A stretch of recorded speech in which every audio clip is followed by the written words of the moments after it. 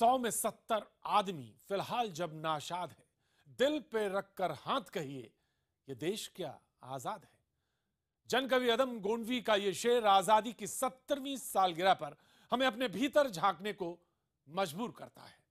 आजाद हिंदुस्तान में सबको एक जैसा अधिकार हो, इसी सोच के साथ हजारों लोगों ने अपनी कुर्बानी दी। लेकिन हमारी हालत क्या है? हमारी संवाददाता नीतू राणा ने महाराष्ट्र के सांगली के एक बदनाम इलाके का दर्द अपने कैमरे में कैद किया। चलिए आइए देखते हैं इनके लिए आजादी के मायने आखिर क्या है।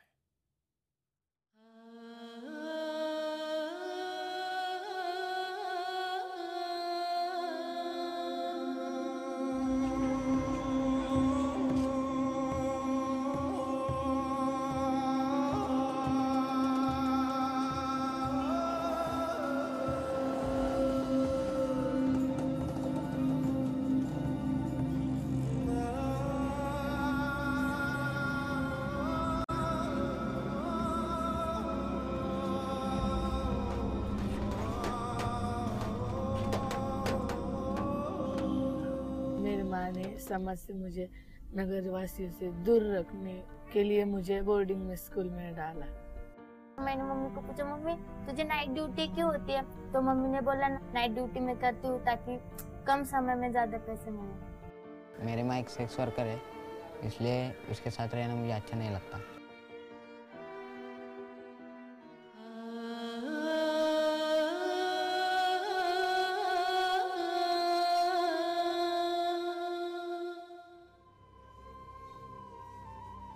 मैं जहां खड़ी हूं वहां से गुजरना कोई पसंद नहीं करता है, लेकिन शाम ढलते ही यहां की रौनक कुछ अलग होती है।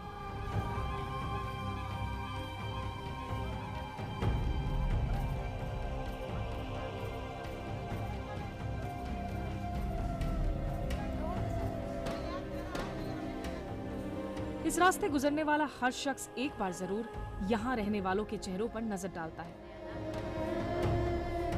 कुछ नजरें फेर कर आगे बढ़ जाते हैं तो कुछ इन्हीं अंधेरी गलियों में अपना चेहरा छिपाकर कुछ वक्त के लिए बदनाम होते हैं। ये शहर की बदनाम गली है जिसे हम रेड लाइट एरिया कहते हैं। इन्हें कोई कोठा तो कोई वेश्यालय कहता है। ये महाराष्ट्र के शहर सांगली का रेड लाइट एरिया है। अमूमन हर शहर के रेड लाइट एरिया की शाम ऐसी ही होती है, ऐसी ही चहल पहल होती है। लेकिन यहां मेरे आने का मकसद है यहाँ के बच्चे, वो बच्चे जिन्हें अपने पिता के बारे कुछ पता नहीं है। उनकी माँ है लेकिन उन्हें माँ का स्पर्श, उनकी खुशबू, उनका प्यार, उनका लाड़, उनके खाने का स्वाद और उनकी गोदी की गर्माहट नहीं मिली है। इन्हें मिली है तो एक बेनाम जिंदगी, बदनामी और शर्म के नीचे दबा बचपन। और शायद इसकी वजह एक है, इन सब की माँ सेक्स वर्कर्स हैं। इसी हकीकत को करीब से देखने और समझने के लिए मैंने कुछ बच्चों से मुलाकात की। इन्हीं में से एक था मयूर। वो अपनी नई पहचान चाहता है, अपने अतीत से भागना चाहता है। उसके दोस्त हैं लेकिन वो क्या करता है किसी को पता नहीं। वो कहाँ रहता है किसी को पता नहीं। इधर बताया तो दोस्त नहीं बनेंगे, तो ऐसे गली में रहता है तो इसलिए।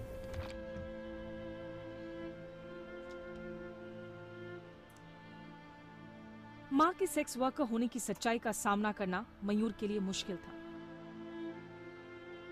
छोटी सी उम्र में ही उसे सही और गलत का एहसास हो गया था। लेकिन यहां से बाहर कैसे निकले, कहां जाए, ये उसे नहीं पता था।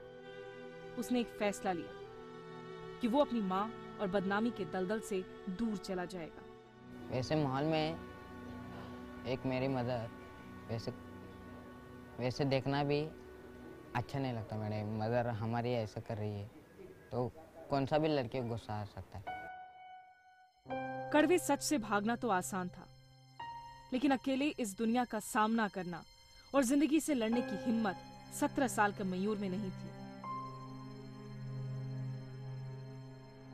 वो सांगली से जाने वाली आखिरी ट्रेन पर बैठने की ताकत नहीं जुटा पाया। मैं बाहर जाता हूँ ना कोई कस्टमर लेके जाती है तब बहुत गुस्सा आता है मैडम। इतना गुस्सा आता है कि सिर के ऊपर से पानी जाता है मैडम, इतना गुस्सा आता है। स्टेशन पर बिताई रात ने मयूर की जिंदगी को बदल कर रख दिया। वो अपनी मां के पास लौटा, लेकिन एक हिम्मत के साथ। मयूर कुछ बनकर अपनी मां को इस दलदल से निकालना चाहता है। मुझे अच्छा नहीं लगता ना मैडम उधर। हमारा खुद का एक करियर बनाना है, इसलिए मैडम मेरे पैर पर मैं खड़ा होना चाहता हूँ। मुझे उधर अच्छा नहीं लगता। मेरे मन में कई सवाल कौंध रहे थे। एक माँ के लिए अपने बच्चे, समाज से दूर रहना क्या आसान है? और अपनी इस सच्चाई को हमेशा छिपाना, उस डर के साए में हमेशा रहना कितना मुश्किल होता होगा। मैं इन सवालों के ताने बाने में उलझी हुई थी कि मैंने देखा एक माँ अपने बच्चे से मिलने आई है। एक कड़वी सच्चाई उसे अंदर ही अंदर खोखला कर रही थी। गुस्से और नफरत ने 15 साल की छोटी उम्र में ही परवेज के दिलो दिमाग में जगह बना ली। वजह थी उसको जन्म देने वाली माँ। मुझे नहीं पता था मेरी माँ ऐसा काम करती है, लेकिन उस इंसान ने गाली दी और मेरी माँ को कुछ भी भला बुरा कहा। मुझे जी कर रहा था कि मैं उस इंसान को मार डालूं, ऐसा मुझे लग रहा था। तब मेरी माँ ने मुझे घर पे लेके गई और उसी दिन मुझे वापस उस बोर्डिंग में डालने गई। मासूम परवेज के लिए सच्चाई को समझ पाना आसान नहीं था। उसे लोगों से मिलने में शर्म आने लगी। इस शर्म से बचने के लिए उसे एक ही रास्ता दिख रहा था, खुदकुशी। जब मुझे पता चला ना, मुझे ऐसा लगा कि मैं खुद मर जाऊं। परवेज को अपनी मां को छोड़ने का फैसला आसान नहीं था। वो अपनी मां को इस रेड लाइट एरिया से बाहर लेके जाना चाहता है। माँ और बेटे के बीच प्यार को देखकर ऐसा लग रहा था कि अपने कोख से जन्मे बच्चे के लिए ममता और दुलार कभी कम नहीं हो सकती। लेकिन परवेज की माँ ने मुझे ऐसी बात बताई जिसे सुनकर मैं हैरान रह गई। मैंने उसको बहुत हटाने का बहुत प्रयत्न किया मैडम। उसको निकालने का क्रोसिन गोली खाई, पपई खाई, सब कुछ खाया मैंने, लेकिन वो गिरा नहीं। मैं बड़ा होकर सीआईडी बनना चाहता हूँ, क्योंकि मुझे गरीब लोगों का भला करना है। गुनहगारों को सजा दूंगा। पापा के साथ बैठकर कहानियां पढ़ना और माँ की लोरी सुनते सुनते सो जाना। गजानन को ये खुशियां तो नसीब नहीं हुई, लेकिन वो खुश है कि वो स्कूल जा रहा है, उसके दोस्त हैं।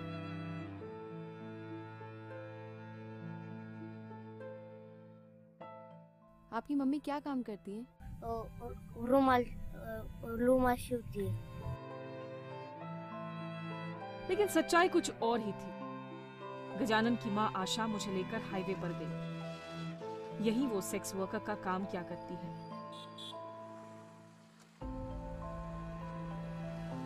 डेढ़ साल पहले पुलिस की रेड में आशा पकड़ी गई। बड़े बेटे को माँ की नाइट शिफ्ट के सच का पता चला तो शर्मिंदगी और नफरत ने उसे घर छोड़ने पर मजबूर कर दिया। इस हादसे को एक अरसा हो गया।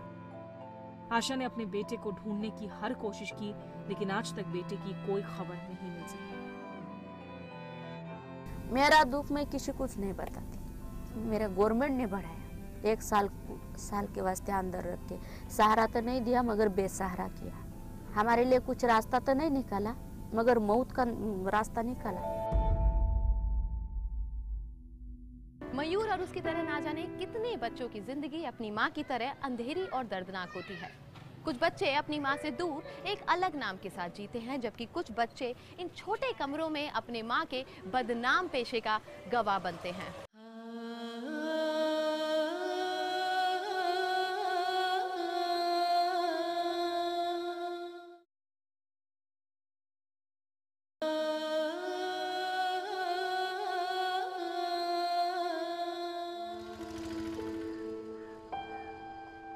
इस पूरे इलाके में करीब 1500 से 2000 सेक्स वर्कर्स हैं, जिनके बच्चे भी हैं, लेकिन उनकी पढ़ाई और रहने का कोई इंतजाम नहीं है।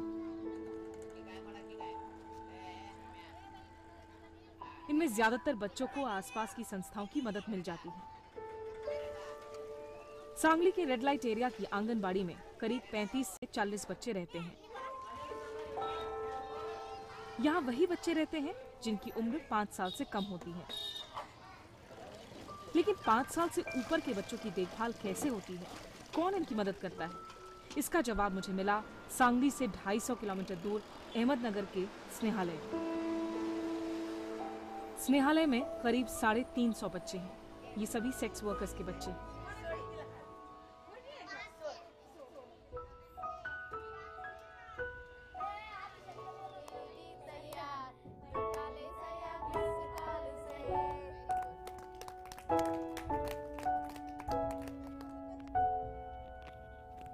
इन बच्चों के अंदर एक बात तो है जो इन्हें दूसरों से अलग करती है। ये पढ़ाई में तो तेज हैं ही, लेकिन इसके साथ साथ इनके अंदर हिम्मत है कड़वे सच का सामना करने की। छोटी सी उम्र में इन्होंने अपने आप को बदनामी और समाज के सवालों को जवाब देने के लिए खुद को तैयार करना शुरू कर दिया। इन बच्चों से मैं जल्द ही घुल मिल गई। इन हंसते चेहरों और मासूम आंखों में एक चमक है। कुछ पल के लिए मैं इन बच्चों का अतीत भूल गई। तभी मेरी नजर गई खिड़की से झांकते एक चेहरे पर। तंग गलियों के मटमैले पर्दों के पीछे उसने अपना बचपन खो दिया। हमेशा चंचल चुलबुली रहने वाली राजश्री अचानक खामोश हो गई। रेड लाइट एरिया से निकले करीब 5 साल का वक्त हो गया है, लेकिन वो रोशनी, वो आवाजें, फबतियां उसकी जहन में आज भी ताजा है। मुझे मेरे माँ का बहुत गुस्सा आता था क्योंकि ये काम करना अच्छा नहीं है, लेकिन मैं छोटी थी, मैं मेरे माँ को बता नहीं सकती क्योंकि मेरे माँ मुझे डांटेंगी। माँ नहीं चाहती थी कि राजश्री भी वेश्यावृत्ति के काम में शामिल हो, इसलिए राजश्री को बाहर जाने की इजाजत नहीं थी। गली के बच्चों से दूर वो कमरे में बंद रहती। अगर छिपकर बाहर चली भी जाती तो पिटाई होती थी। डर बहुत था माँ का, क्योंकि कभी कभी ऐसा लग रहा था कि माँ गुस्से से मुझे मेरे नानी के पास या दादा के पास रखेंगे, कि मैं बहुत सवाल पूछती हूँ, बहुत बोलती है। एक वेश्या के लिए ग्राहकों की नजरों से अपनी बेटी को दूर रखना कब तक मुमकिन था? पतली संकरी सीढ़ियों से ऊपर जाकर लोग राजश्री की मां से मिलने आते थे। इन्हीं में से एक की बुरी नजर राजश्री पर भी गई।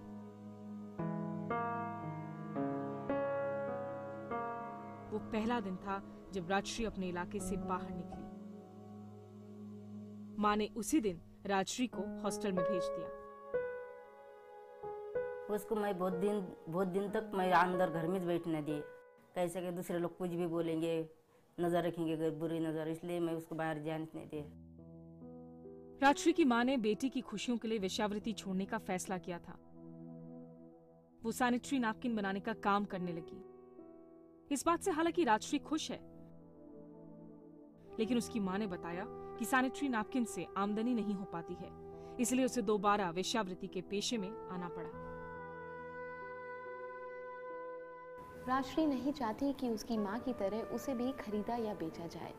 वो तो एक इज्जतदार और बेदाग जिंदगी के सपने के साथ पल रही है, लेकिन वो इस सच को झुटला भी नहीं सकती कि उसकी माँ एक सेक्स वर्कर है। 8 साल पहले आई एक डरी सहमी सी लड़की में अब एक विश्वास है। वो न केवल अपनी बल्कि दूसरों की जिंदगी में भी रंग भरना चाहती है।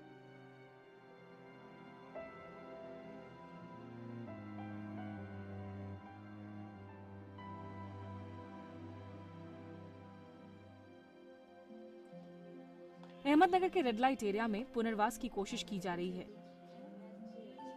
जिसकी वजह से कई सेक्स वर्कर अपना पेशा छोड़कर दूसरे काम कर रही हैं। लेकिन सांगली जैसे इलाकों की सेक्स वर्कर इस जगह को छोड़कर जाना नहीं चाहती। इनकी आंखों में एक डर है अपनी छोटी सी दुनिया के बिखरने का। हमारे टाइम पे नहीं था, स्कूल नहीं था, कुछ नहीं था, हम भी अनपढ़ है, लेकिन हमको दिमाग आया कि ये कुछ कर पाएंगे, कि हम नहीं सुधर सके, बच्चे लोग तो सुधरना चाहिए, बच्चों के लिए कुछ तो होना चाहिए। इन बच्चों पर पिता का साया नहीं है, माँ ही तो है जो इन्हें इस दुनिया में लाई है। ये अनाथ नहीं है, लेकिन इनकी जिंदगी बेनाम है। माँ का प्यार भी तो कम नसीब हो पाता है। इनका अपना घर नहीं होता है। कुछ बच्चों का बचपन इन्हीं गलियों में बीतता है। कुछ राजश्री, गजानन और परवेज की तरह खुशनसीब होते हैं जिन्हें हॉस्टल में रहने की जगह मिल जाती है। कोई इंजीनियर बनना चाहता है तो कोई डॉक्टर। सभी बच्चों के आंखों में अलग अलग सपने पल रहे हैं और सबको उम्मीद भी है कि वो अपने सपनों को पूरा भी कर लेंगे। लेकिन एक सवाल सभी के जहन में है, आखिर क्यों उनकी माँ ने ये पेशा अपनाया? क्यों अपने बच्चों के बेहतर भविष्य के लिए इस पेशे को छोड़ा नहीं? रेड लाइट एरिया में रहने वाली इन महिलाओं के नाम और चेहरे भले ही अलग अलग हों, लेकिन इनकी तकलीफें और संघर्ष एक जैसे ही हैं।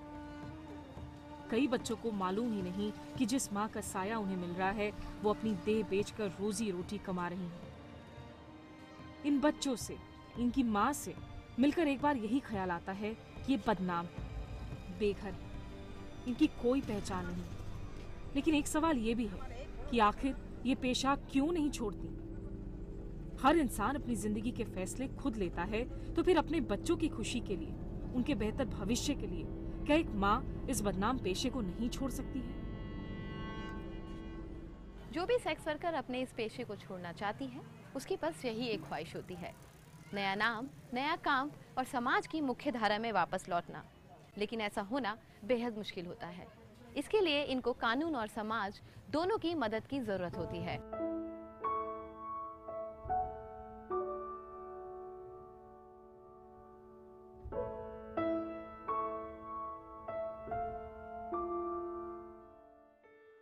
मैं यहाँ से जा रही हूँ और मुझे उम्मीद है कि आने वाला समय इन मासूम सपनों को नई उड़ान देगा, उन्हें नया मुकाम देगा, छोटी आंखों में देखे बड़े सपनों को बुलंदी तक पहुंचाएगा।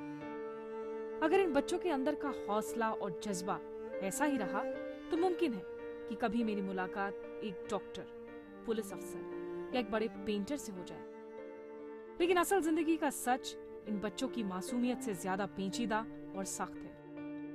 इन हंसते मुस्कुराते भोले चेहरों के लिए आगे की राह इतनी आसान नहीं है।